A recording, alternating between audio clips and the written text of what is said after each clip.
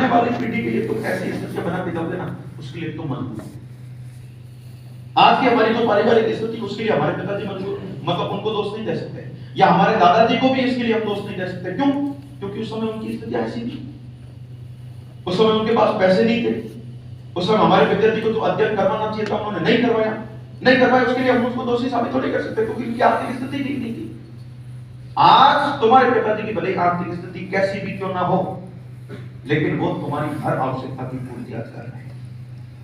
और इतनी ज्यादा आवश्यकताओं की पूर्ति के बावजूद भी तुम अगर सफल नहीं हुए ना, तो उसके लिए हमारे आगे आने वाली पीढ़ियां हमारे पिताजी को दोषी साबित नहीं करेगी, उसके लिए हमको दोषी वो कहेंगे दादाजी ने तो बेचारा को पढ़ाया था, लेकिन ये पिता ही निकम्मा निकला, है ना, जो इतना पैसा खर्च करने के बावजूद भी टोटली टाइम पास करता रहा, जयपुर में टाइम पास, दिन निकालता रहा, पढ़ाई की तरफ उसका कोई ध्यान नहीं था।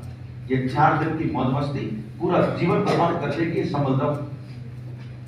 ये तो अभी तुम 4 दिन की मौज मस्ती में जी रहे हो ना, जो जीवन यापन कर रहे हो ना, ये 4 दिन की मौज मस्तियां पूरे भविष्य को बर्बाद करने वाली मौज मस्तियां हैं। और ये 4 दिन की कड़ी मेहनत तुम्हारे पूरा जीवन सफल कर सकती है। 2 स्थितियां काम करती है, या तो साल 2 साल मौज मस्ती कर लो, आगे पूरा जीवन दुखी होना है ना, पर या साल 2 साल कड़ी मेहनत कर लो, आगे भविष्य सुनाना है। अब आपके हाथ में फैसला कि साल 2 साल दुखी होना है या पूरे भविष्य को दुखी करना है। ठीक है, तो थोड़ा सीरियस रहो, पढ़ाई के प्रति सीरियस रहो। आपकी पढ़ाई के प्रति सीरियसनेस झलकनी चाहिए।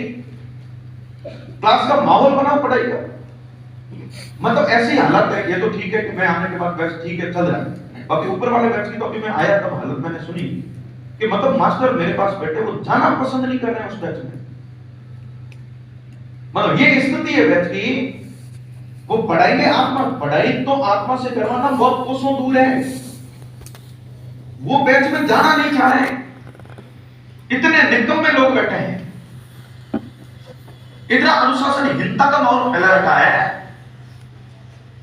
कि मास्टर करना पसंद नहीं कर रहा। अब मास्टर क्लास में एंटर करना पसंद नहीं कर रहा, वो मास्टर अपनी आत्मा से कैसे पढ़ेगा? नहीं पढ़ेगा वो। और उसको पता है कि ये टोटली ठाले हैं, इनका कुछ भी नहीं होना है, तो वो मास्टर खाना पूर्ति कर देगा, उसकी तो बेचारे की मजबूरी। तो तुम्हारा क्या होगा?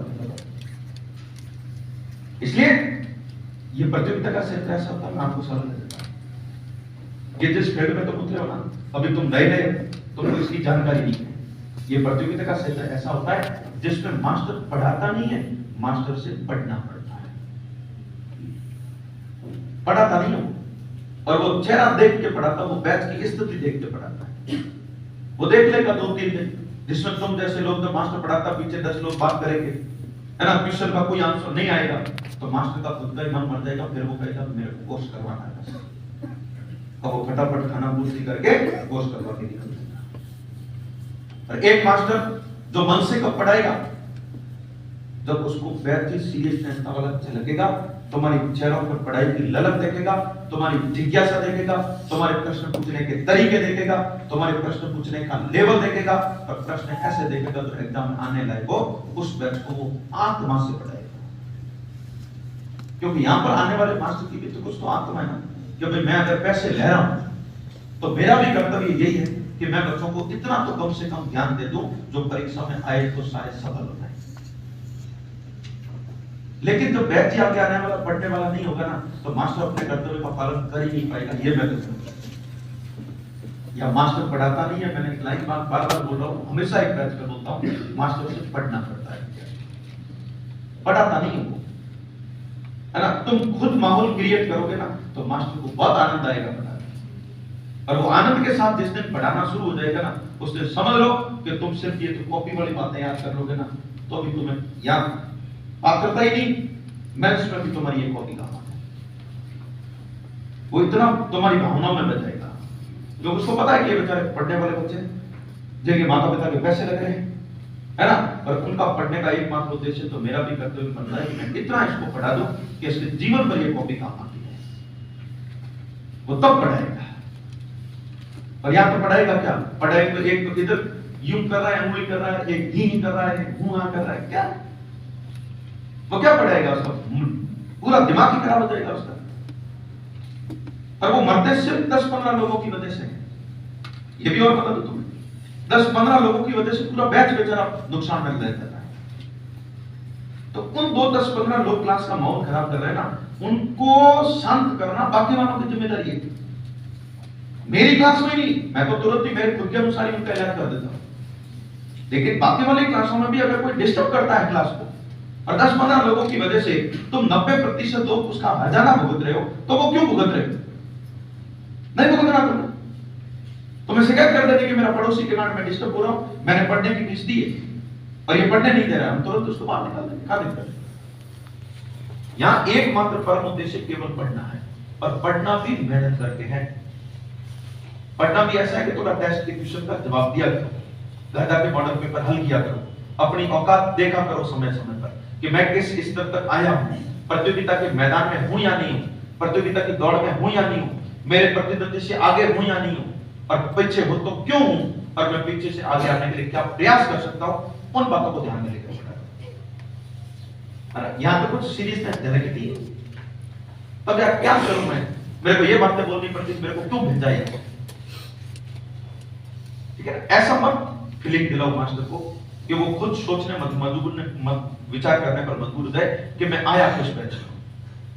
उसको ये मालूम मत दिलाओ कि हम पात्रता के हैं, कि हम आरएस के हैं, कि हम एसआई के हैं, मतलब उस भाव के साथ पढ़ाने पर आप दूर करो मास्टर, तब पढ़ने में थोड़ा ठीक रहता है, मास्टर भी मन से पढ़ाता है, तुमको भी अच्छा लगेगा, ढंग की बातें मिलेगी तुम्हें, है ना? तो क्या है, तुम टाइम पास कर रहे हो, मास्टर भी टाइम पास करके 2 घंटे चले जाएगा। अब 2 घंटे मास्टर को अगर सीरियसनेस से पढ़ाएगा, पूरे मन से पढ़ाएगा, तो भी उसको तो उतने पैसे मिलने हैं। मैं आपको और बता दूं, और मैं अगर 2 घंटे टाइम पास करके चला गया, तो भी मेरे को उतने पैसे मिलने हैं। मेरे तो 1 रुपये में भी कटौती नहीं होगी, ये मैं तुम्हें और बता देता हूं। इसका मतलब मास्टर को कोई नुकसान नहीं। और दूसरी बात, मैंने कल भी बोला कि संस्थान को भी कोई नुकसान नहीं। संस्थान सिर्फ तुमसे आशा और अपेक्षा यह करता है कि हमारा हर विद्यार्थी सफल, और इसीलिए वो ढंग के मास्टरों को सीटी के बैच में भी भेज देता है। यहां की खासियत यही तो है। क्यों भेज देता है? क्योंकि संस्थान कहता है रिजल्ट अच्छा रहे, हमारे हर बैच का रिजल्ट अच्छा रहे, ये संस्थान की कामना रहती है। ये संस्थान दिन रात किसी उद्देश्य से मेहनत करता है। लेकिन देखो, केवल अकेले, मैंने हर बार कहा, अभी 10 बार बोला तुम्हारे सामने कि केवल अकेले संस्थान के पढ़ाने से रिजल्ट अच्छा तभी रहेगा तो कौन चाहेंगे, है ना? उसके लिए कड़ी मेहनत तुमको करनी पड़ेगी। संस्थान कुछ नहीं कर रहा है, संस्थान अपने हर कर्तव्य का निर्वहन बहुत अच्छे से कर रहा है, मैं तुमको बता देता हूँ। मैं संस्थान में पढ़ा रहा हूँ, इसलिए संस्थान की मतलब बड़ाई नहीं कर रहा हूँ, मैं तो कह रहा हूँ कि संस्थान हर अपने कर्तव्य का बहुत अच्छे से निर्वहन कर रहा है। तो संस्थान ने अपने कर्तव्य पूरा कर दिया, तो अब कर्तव्य पूरा तुमको भी कर देना चाहिए, कि हमारा भी कर्तव्य कहता है कि हमको संस्थान को रिजल्ट देना चाहिए। संस्थान हमारे लिए इतना कर रहा है, तो हम संस्थान के लिए इतना तो कर ही सकते हैं कि बहुत अच्छा रिजल्ट देके चले जाए।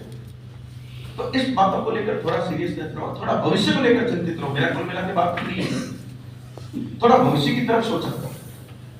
अभी एक दिन का जीवन मत जियो। कई लोग देखोगे कल मर जाएंगे, तो नहीं मरे 100 वर्ष तो भूखे मर के मर जाओगे ना, कल मर जाएंगे, जरूर थोड़े कल मरेंगे हम। अगर हमारा जीवन 100 वर्ष तक चलेगा तो फिर भूखे मर के मरेंगे ना। ऐसा जीवन, एक दिन का जीवन मत जियो, पूरे भविष्य को लेकर चिंतित रहो। एक दिन का जीवन, यानी आज का दिन निकल गया बस बहुत है, कल क्या होगा किसने देखा, ये असीम सपने ऐसे मत देखो। फिर भी जीवन मत जियो, धरातल पर आकर जियो, धरातल, है ना? अपना गांव, परिवेश, परिवार की स्थिति देखकर जियो। तो बहुत सारी बातों को लेकर मेहनत करो, ये ध्यान रखना। फिर मैंने आपको बताया, अभी मैं पूछा था कि विधानसभा पढ़ाते समय मैंने लोकसभा का